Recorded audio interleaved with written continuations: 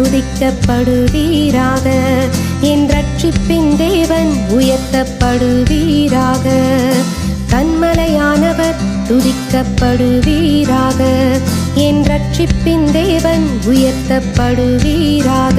நீர் என் கன்மலை, என் கோட்டை, என் இரட்சகர், என் தேவன், நான் நம்பும் துருகம், என் கேடகம், உயர்ந்த அடைக்கலம், இரட்சண்ய கொம்பு.